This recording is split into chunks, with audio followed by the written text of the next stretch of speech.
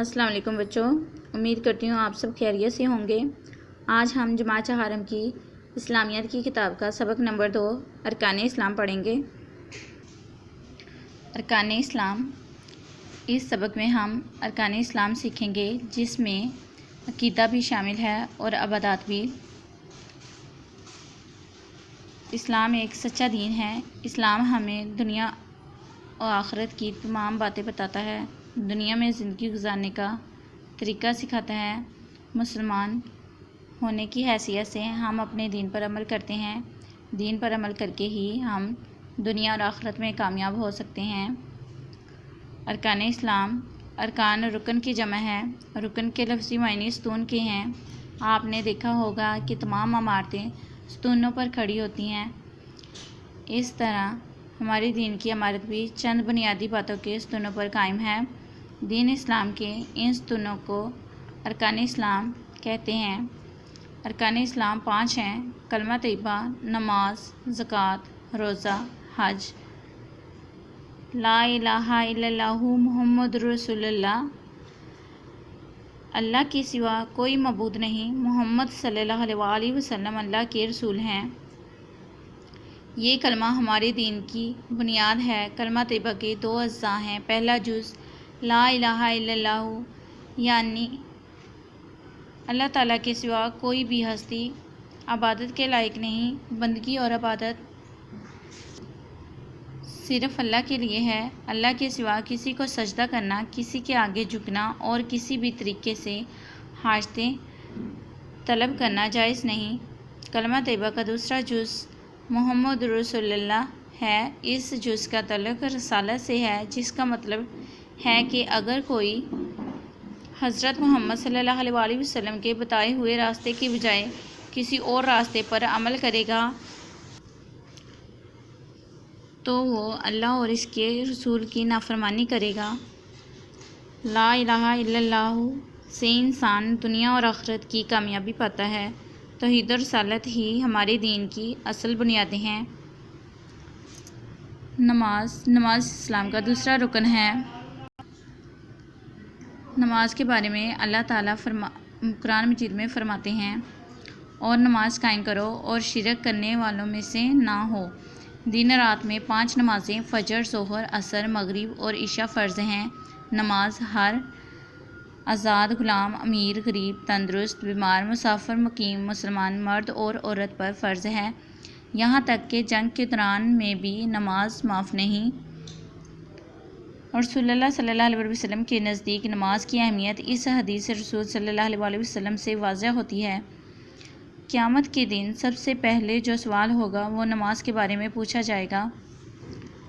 نماز انسان کو بے حیائی اور برے کاموں سے روکتی ہے۔ نماز پڑھنے سے انسان وقت کی پابندی سیکھتا ہے۔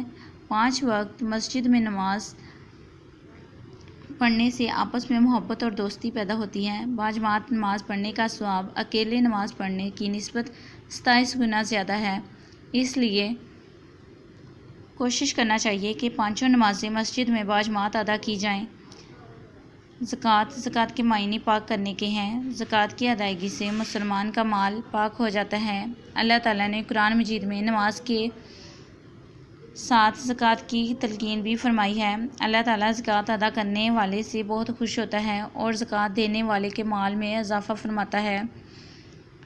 زکوٰۃ ادا کرنا ایسے ہی ہے جیسے اللہ کو قرض دینا، چنانچہ ارشاد ربانی ہے، اگر تم اللہ کو قرض حسنہ زکوٰۃ و صدقات دو تو وہ اس کے ثواب کو تمہارے لیے بڑھاتا رہے گا اور تم کو معاف کر دے گا۔ جس مسلمان کے پاس 7.5 تولے سونا یا 52.5 تولے چاندی ہو یا اتنا ہی نقد مال یا زمین ہو اور اس پر 1 سال کا عرصہ گزر جائے تو اس پر کل مال کا 40واں حصہ زکوٰۃ فرض ہے۔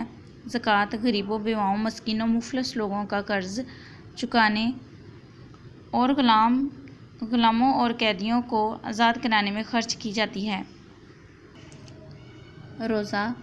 روزہ کو عربی میں صوم کہتے ہیں، جس کے معنی رکنے کے ہیں۔ روزہ اسلام کا چوتھا بنیادی رکن ہے۔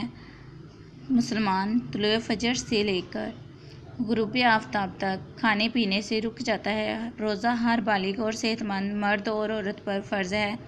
روزے سال میں ایک بار رمضان کے مہینے میں رکھے جاتے ہیں۔ اللہ تعالیٰ ارشاد فرماتے ہیں، اے ایمان والو، تم پر روزے فرض کیے گئے جیسا کہ ان لوگوں پر فرض کیے گئے تھے جو تم سے پہلے ہوئے تھے، تاکہ تم پرہیزگار بن جاؤ۔ روزہ رکھنے سے مسلمان میں مسکینوں، بھوکوں اور ناداروں کی بھوک اور پیاس کا احساس پیدا ہوتا ہے۔ حج کے معنی سفر کا ارادہ کرنے کے ہیں۔ اس میں چند ضروری عبادتوں کے کرنے کے لیے بیت اللہ کی طرف سفر کو حج کہتے ہیں۔ حج اسلام کا 5واں رکن ہے اور ذوالحج کے مہینے میں 9 تاریخ کو ادا کیا جاتا ہے۔ احرام باندھنا، بیت اللہ کا طواف کرنا، جانوروں کی قربانی کرنا اور شیطان کو کنکریاں مارنا حج کے ارکان میں شامل ہے۔ قرآن مجید میں اللہ تعالیٰ ارشاد فرماتے ہیں، لوگوں پر اللہ کا یہ حق ہے کہ جو اس کے گھر بیت اللہ تک جانے کی طاقت رکھتا ہو وہ اس کا حج کرے۔ حج کرنے کے لیے اتنا روپیہ ہونا ضروری ہے کہ جس سے حج کے تمام اخراجات پورے ہو جائیں اور اپنے گھر والوں کے خرچ کرنے کے لیے بھی چھوڑ جائے۔ حج حلال اور جائز کمائی سے ہوتا ہے، حرام پیسوں سے حج قبول نہیں ہوتا۔ اگر حج کرنے کی مالی اور جسمانی طاقت ہو تو زندگی میں ایک بار حج کرنا فرض ہے۔ بچوں، آج کا ہمارا لیسن یہاں پہ ختم ہوتا ہے۔ آپ نے یہ سارے سبق اچھے طریقے سے یاد کرنا ہے۔ اللہ حافظ۔